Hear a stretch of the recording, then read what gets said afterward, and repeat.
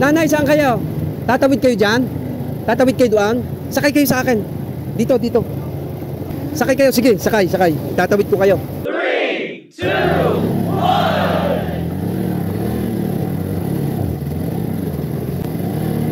Hanggang tuhod pala tuhod dito.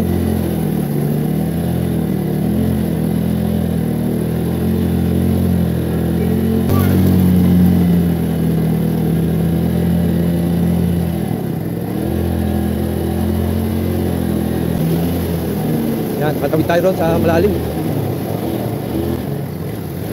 Ay, babad ang paa.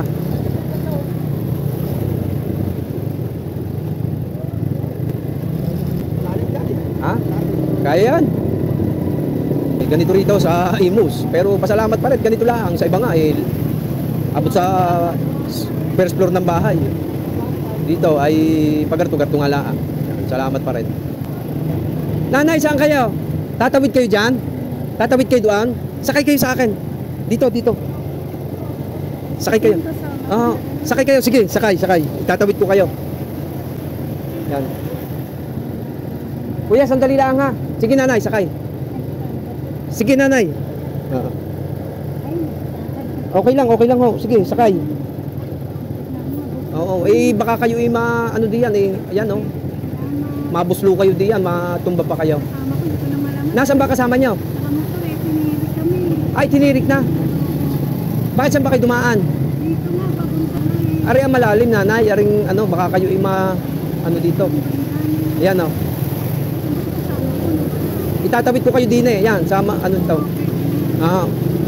Ayan, ito yung malalim yan Gawa ito daan tubig. Isinakay ko si nanay, baka doon. Salamat po kuya ha. Oo. Namatayan kami doon lalim Ano nangyari na? Namatayan ako kasi may tubig. Tignan mo, yan ang tubig Ingat po kayo, ingat Yung nakakaawa, yung mga walang sundo.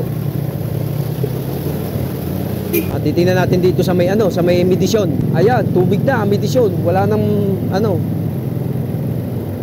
malaking kotse na lang siguro yun o kaya i-pick up yan. Pero pag yung maliliit, hindi na makakadaan dito sa Medisyon. Ito, dito na tayo sa Gahak.